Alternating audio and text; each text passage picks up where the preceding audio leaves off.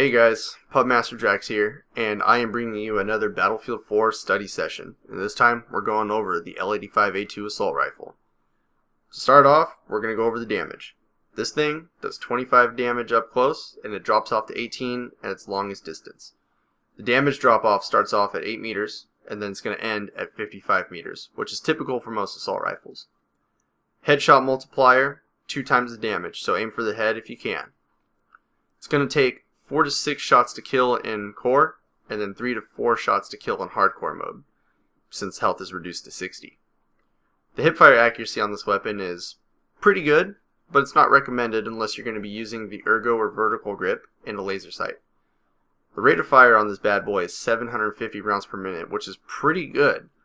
The same also applies to burst. Some weapons shoot a little bit faster or slower in their burst modes, but that's going to be a whole different thing. Bullet velocity on this weapon, while it's unsuppressed, is 640 meters per second, which means it flies a little bit faster than most other assault rifles, which is good. And it shoots at 330 meters per second while there's a suppressor on it, which is still just a little bit faster. It's not a lot, but it's still there. Magazine size is typical for assault rifles, 30 rounds plus 1 in the chamber, nothing special there. Sadly, the reload time, it's another thing that gets me down. Full reload, it's going to take 3.75 seconds. That's if it's empty. And then if you still have a bullet left, 2.75 seconds. So shaving that extra second off is nice. So my advice to you, reload when you can and not when you need to. The iron sights on this weapon, sadly, are clunky. So those first 10 kills to get that red dot sight are going to be a big pain in the ass. First shot multiplier on recoil is 1.5, which means it kicks 1.5 times more on its first shot. And it's mostly vertical. It does drift from side to side a little bit, but it doesn't lean in any one direction more than the other. If you want to try and nullify that, you can use the angled or folding grip, or if you want to keep it on target while just spraying and praying, use the potato or stubby grip. That way, you keep your shots on target. The things I really like about this gun, well, aside from my bias towards bullpup assault rifles, I just like the way they look.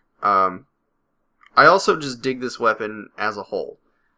It doesn't feel like it excels in any one area. It just sort of like a jack of all trades for the bullpup versions of assault rifles. And I mean, it's cool.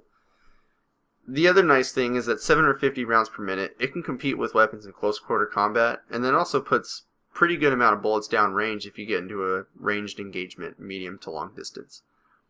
The things I don't like about this gun, when I started off using it, I was under the impression that I was using its predecessor from Battlefield 3. And if you guys played Battlefield 3, you would know that it shot a lot slower, and it was very, very stable. And it was perfect. It was the perfect gun to use. So sadly, if you want to make this gun good, you're going to have to use it quite a bit, and you have to unlock attachments for it. And that's going to take time and patience. If you want the lowest possible recoil with this weapon, I would highly suggest using the muzzle brake and a potato or stubby grip. Not the angled grip or the folding grip this time.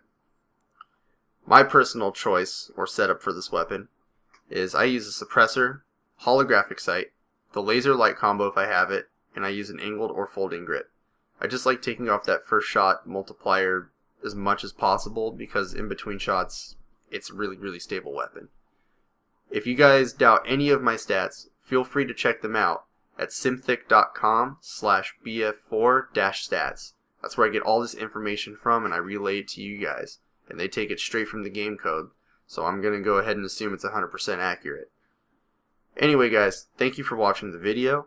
If you liked it, go ahead and like it. I'm not going to coerce you into it, but I will kill my dog if you don't.